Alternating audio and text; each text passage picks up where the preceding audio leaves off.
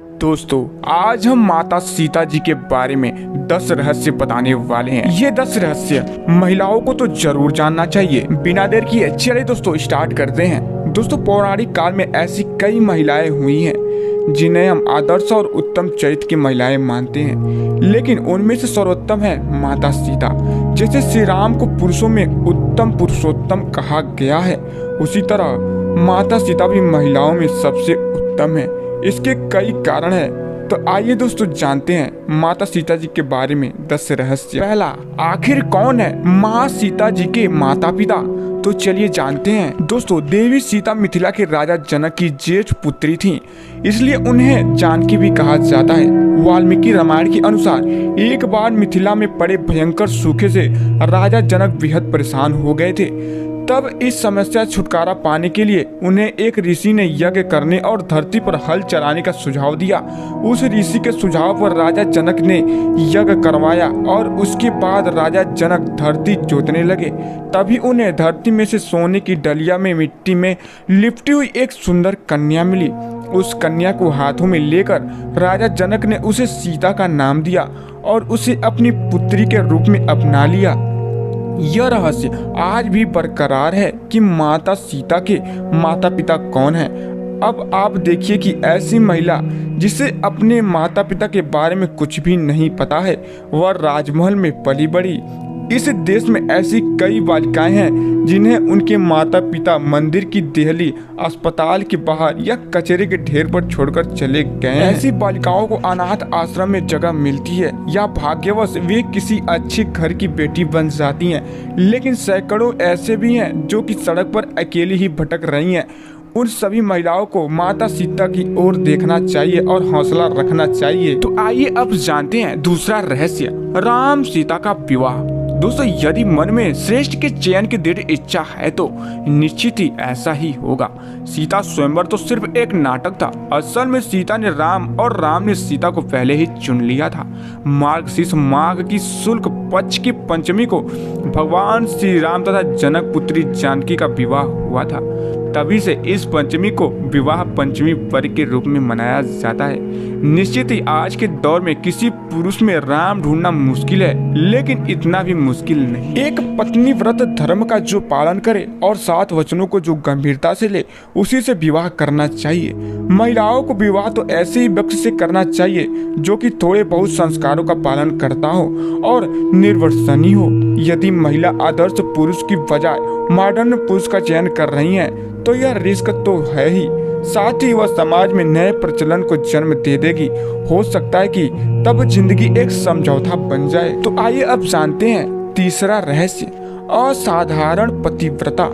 दोस्तों, यह बहुत ही आश्चर्य है कि वनवास श्री राम को मिला, लेकिन माता सीता भी उनके साथ महलों के सारे सुख, धन और वैभव को छोड़कर चल दी, सिर्फ इसलिए कि उन्हें अपने पतिव्रत धर्म को निभाना था।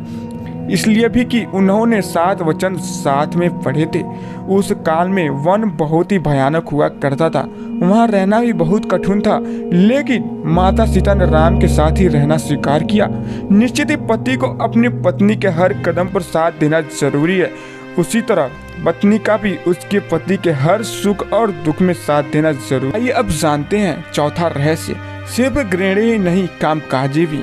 दोस्तों, माता सीता सिर्फ गृहिणी ही नहीं थी, अर्थात घर में रहकर रोटी बनाना या घर के ही कामकाज देखना, वे प्रभु श्री राम के हर कार्य में हाथ बटाती थी।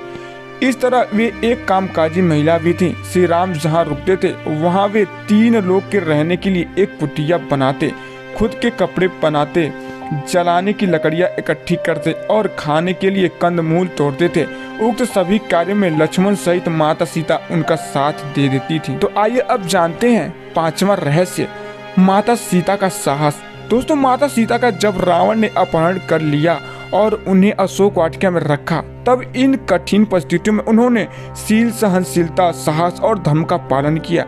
इस दौरान रावण ने उन्हें साम, दाम, दंड और भेद तरह की नीति से अपनी ओर झुकाने का प्रयास किया, लेकिन माता सीता नहीं झुकी, क्योंकि उनको रावण की ताकत और वैभव के आगे अपने पति श्री राम और उनकी शक्ति के प्रति पूरा विश्वास था। लंकाधिपति रावण अपहरण करके 2 वर्ष तक माता सीता को अपनी कैद में रखा था। इस कैद में माता सीता एक वाटिका की गुफा में राक्षसनियों के पहरे में रहती थी। आइए अब जानते हैं छठवां रहस्य, माता सीता का विश्वास। दोस्तों, हनुमान जब लंका से अशोक वाटिका पहुंचे तो वे भगवान श्री राम की जो अंगूठी लाए थे वह सीता को दे दी। माता सीता बहुत खुश हुई। उन्होंने अपने कष्ट को व्यक्त किया और आशंका और निराशा भी जताई कि इनका विलंब कैसे हो गया राम को आने में। नाथ कभी भूले तो नहीं गए मुझे। सीता के मन की ऐसी स्थिति जानकर हनुमान ने कहा कि राम को आने में थोड़ा विलंब हो रहा है माता।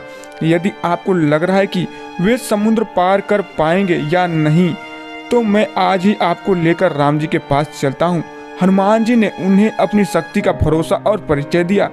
सीता हनुमान जी की शक्ति को देखकर आश्वस्त हो गई और समझ गई कि यह वानर तत्क्षण ही मुझे राम के पास ले जा सकता है। इसके बाद भी सीता जी ने कहा कि राम के प्रति मेरा जो समर्पण है, जो संपूर्ण त्याग है, मेरा पतिव्रत का धर्म है, उसको ध्यान में रखकर मैं राम के अतिरिक्त किसी अन्य का स्पर्श नहीं कर सकती।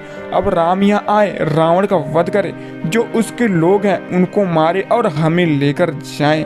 राम जी ही मुझे मान मर्यादा के साथ लेकर जाएं, यही उचित होगा। आइए अब जानते हैं सातवां रहस्य, मायावी माता सीता। दोस्तों, माना जाता है कि रण क्षेत्र में वानर सेना तथा राम लक्ष्मण में भय और निराशा फैलाने के लिए रावण के पुत्र मेघनाथ ने अपनी शक्ति से एक मायावी सीता की रचना की, जो सीता माता की भांति ही नजर आ रही थी। मेघनाथ ने उस मायावी सीता को अपने रथ के सामने बैठाकर रण क्षेत्र में घुमाना प्रारंभ किया। वानरों ने उसे सीता समझकर प्रहार नहीं किया। बाद में मेघनाथ ने मायावी सीता के बालों को पकड़कर खींचा तथा सभी के सामने उसने उसके दो टुकड़े कर दिए। यह दृश्य देखकर वानर सेना में निराशा फैल गई। सभी सोचने लगे कि जिस सीता के लिए युद्ध कर रहे हैं वे तो मारी गई हैं, अब युद्ध करने का क्या फायदा। राम ने सीता की मृत्यु का समाचार सुना तो वे भी अचेत हो गए। चारों ओर फैला खून देखकर सब लोग शोकाकुल हो उठे। यह देखकर मेघनाथ निशंकुविला देवी के स्थान पर जाकर हवन करने लगा। जब राम की चेतना लौटी तो लक्ष्मण और हनुमान ने उन्हें अनेक प्रकार से समझाया तथा विभीषण ने कहा कि रावण कभी भी सीता को मारने की आज्ञा नहीं दे सकता, अतः यह निश्चय ही मेघनाथ की माया का प्रदर्शन है। आप निश्चित रहिए, बाद में कुछ दिन युद्ध और चला और अनंत रावण मारा गया। तो आइए अब जानते हैं आठवां रहस्य, माता सीता की अग्नि परीक्षा। दोस्तों, माता सीता ने अग्नि परीक्षा दी थी या नहीं दी थी, यह सवाल अभी भी बना हुआ है। यह भी कहा जाता है कि उन्होंने अग्नि परीक्षा दी थी, लेकिन राम ने सीता का त्याग नहीं किया था।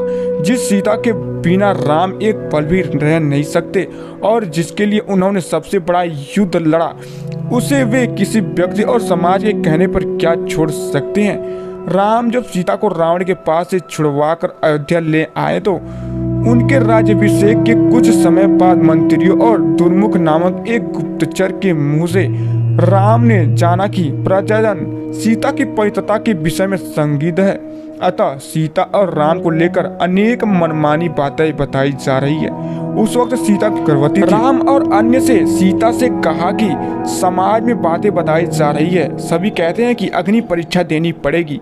माना जाता है कि राम और समाज द्वारा संदेह किए जाने के कारण सीता ने ग्लानि, अपमान और दुख से विचलित होकर चीता तैयार करने की आज्ञा दी। सीता ने यह कहा, यद्यपि मन, विचार और कर्म से मैंने सदैव राम को स्मरण किया है तथा रावण जिस शरीर को उठाकर ले गया था वह अवस्था, तब अग्निदेव मेरी रक्षा करे। और फिर माता सीता ने जलती हुई चिता में प्रवेश किया। अग्निदेव ने प्रत्यक्ष रूप धारण करके सीता की गोद में उठाकर राम के सम्मुख प्रस्तुत करते हुए कहा कि वे हर प्रकार से पवित्र हैं। इन अग्नि परीक्षा के बाद भी जन समुदाय में तरह तरह की बातें बनाई जाने लगी।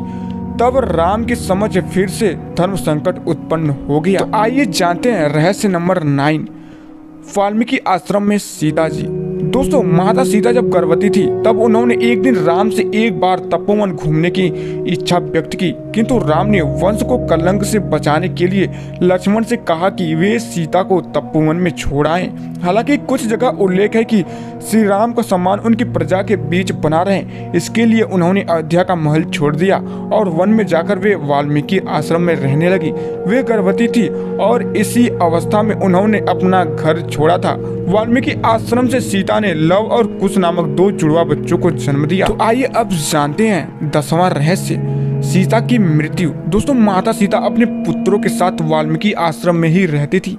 एक बार की बात है कि भगवान श्री राम ने अश्वमेध यज्ञ का आयोजन किया। उस यज्ञ में वाल्मीकि जी ने लव और कुश को रामायण सुनाने के लिए भेजा। राम ने दोनों कुमारों से यह चरित्र सुना। कहते कि प्रतिदिन वे दोनों 20 सर्ग सुनाते थे। उत्तरकांड तक पहुंचने पर राम ने जाना कि वे दोनों राम के ही बालक हैं। तब राम ने सीता को कहलाया कि यदि वे निष्पाप हैं तो यहाँ सभा में आकर अपनी पवित्रता का प्रकट करें। वाल्मीकि सीता को लेकर सभा में गए। वहां सभा में वशिष्ठ ऋषि भी थे। वशिष्ठ जी ने कहा कि हे राम, मैं वरुण का 10वां पुत्र हूँ। जीवन में मैंने कभी झूठ नहीं बोला। ये दोनों तुम्हारे ही पुत्र हैं। यदि मैंने झूठ बोला हो तो मेरी तपस्या का फल मुझे न मिले। मैंने दिव्य दृष्टि से उसकी पवित्रता देख ली है।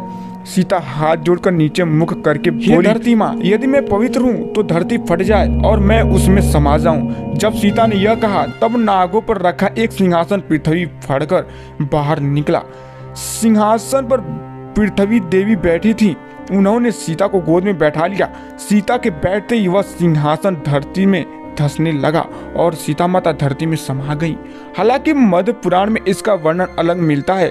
मध्य पुराण की कथा में सीता धरती में नहीं समाई थी, बल्कि उन्होंने श्री राम के साथ ही रहकर सिंहासन का सुख भोगा था और उन्होंने भी राम के साथ में जल समाधि ले ली थी। तो दोस्तों, इन सब के बारे में आपकी क्या राय है, हमें कमेंट बॉक्स में जरूर बताइए। इन बातों का निचोड़ यही है कि आज की स्त्री भी सीता के पावन चरित्र की तरह ही सेवा, संयम, त्याग, शालीनता, अच्छे व्यवहार, हिम्मत, शांति, निर्भयता, क्षमा और शांति को जीवन में स्थान देकर कामकाजी और दाम्पत्य जीवन के बीच संतुलन के साथ सफलता और सम्मान भी पा सकती हैं। तो दोस्तों, उम्मीद करता हूँ माता सीता जी के बारे में ये रहस्य जानकर आप लोगों को अच्छा लगा होगा।